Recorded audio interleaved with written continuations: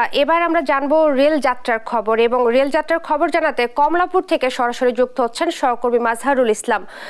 মাজহার, স্টেশনে যাত্রীর চাপ কেমন দেখছেন এবং শিডিউল মেনে চলাচল করতে পারছে কিনা সার্বিক চিত্র আমাদেরকে জানাবেন। জি, আপনাকে ধন্যবাদ। আপনি যেমনটা বলছিলেন যে শিডিউল মেনে এখন পর্যন্ত সকাল থেকে যতগুলো ট্রেন ছেড়ে গিয়েছে সবগুলো ট্রেনে কিন্তু শিডিউল মেনে গিয়েছে এবং আমরা যাত্রীদের সাথে কথা বলেছিলাম যে শিডিউল নিয়ে তাদের কোনো অভিযোগ আসছে কিনা। তারা যেটি বলেছে যে ট্রেনগুলো যথাসময়ে এসছে এবং ট্রেনের জন্য তাদের খুব বেশি দাঁড়িয়ে থাকতে হয়নি, যার ফলে শিডিউল বিপর্যয় এখন পর্যন্ত দেখা যায়নি। আর স্টেশন কর্তৃপক্ষ যেটা বলছে যে শিডিউল বিপর্যয় যেন না হয় সেই জন্য তারা চেষ্টা করে যাচ্ছে এবং তারা যথাসাধ্য চেষ্টা করবে শেষ পর্যন্ত। আপনি জানেন যে ঈদুল আজহাকে কেন্দ্র করে ইতিমধ্যেই কিন্তু মানুষ ঘরমুখ হতে শুরু করেছে।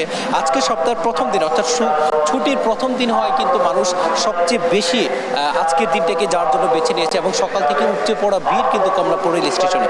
এবং যারা পরিবার নিয়ে গ্রামের দিকে যাচ্ছেন কোনো ধরনের ভোগান্তি যেন না পোহাতে এবং প্রত্যাশিত ট্রেনটি যেন যথাসময়ে এসে ধরতে পারেন, এই জন্য অনেকেই কিন্তু সময়ের আগে স্টেশনে এসে বসে থাকছেন। আজকের আবহাওয়াটা অনেক সুন্দর, যার ফলে যারা স্টেশনে আছেন তাদেরকে কিন্তু খুব বেশি কষ্ট করতে হচ্ছে না।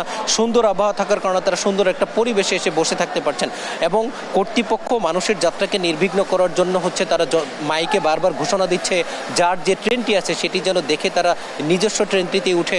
আবার অনেকে ট্রেন মিস করছেন, আমরা দেখেছি অনেকে ট্রেন মিস করার কারণে কিন্তু দৌড়ে পরবর্তী ট্রেনে উঠতে হয়েছে। অর্থাৎ সময় মতো ট্রেন ছাড়ার কারণে কিন্তু যারা একটু জ্যামে পড়ে নির্দিষ্ট সময় আসতে পারেনি তাদেরকে কিন্তু দৌড়ে আমরা ট্রেনে উঠতে দেখেছি।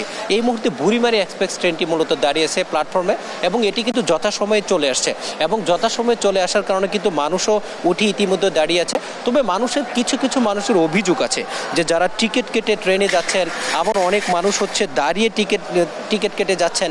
এই যে যারা দাঁড়িয়ে যাচ্ছে আর বসে যাচ্ছে তাদের কিন্তু কিছুটা ভোগান্তিতে পড়তে হচ্ছে। তাদের অভিযোগ যে আমরা দাঁড়িয়ে যাব এটা ভেবেই কিন্তু টিকিট কেটেছি, কিন্তু রেল কর্তৃপক্ষ মাঝে মধ্যে অনেককেই দাঁড়িয়ে যাওয়ার টিকিট দিচ্ছে, এটা কিন্তু তাদের ভোগান্তিতে পড়তে হচ্ছে। তবে কর্তৃপক্ষ যেটা বলছে যে ঈদ আসলে যেহেতু মানুষের চাপ বেড়ে যায়, সকলের দিক বিবেচনা করে সবাই যেন সুন্দরভাবে পরিবার পরিজনের সাথে ঈদ উদযাপন করতে পারে, এই জন্য সেই দিকটা বিবেচনা করেই মূলত তারা দাঁড়িয়ে যাওয়ার টিকিটটি দেয়।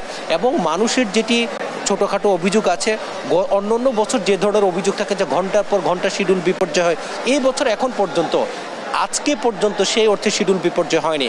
আজকে মোট 69 জোড়া ট্রেন যাওয়ার কথা আছে এবং সকাল 6টায় প্রথম ধূমকেতু এক্সপ্রেস রাজশাহীর উদ্দেশ্যে ছেড়ে গিয়েছে এবং ছোট বাচ্চা যারা তারাও খুব আনন্দ প্রকাশ করছেন যে দাদু বাড়ি বা নানু বাড়ি গ্রামে যাচ্ছেন ঈদ পালন করতে। তাদের এক একজনের পরিকল্পনার কথা আমরা শুনেছি।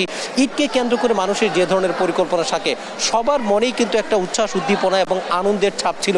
দীর্ঘদিন পরে তারা ঈদে যাচ্ছেন সেই প্রত্যাশিত মানুষগুলোর সাথে ঈদ উদযাপন করতে এবং সবার প্রত্যাশা এই ঈদ যাত্রাটা সুন্দর হবে, সহজ হবে এবং কোনো ধরনের ভোগান্তি এবং দুর্ভোগ ছাড়াই তারা তাদের প্রিয় মানুষদের সাথে ঈদ উদযাপন করতে পারবে এবং ট্রেনগুলো যথাসময় যাবে, এটাই কিন্তু তাদের প্রত্যাশা।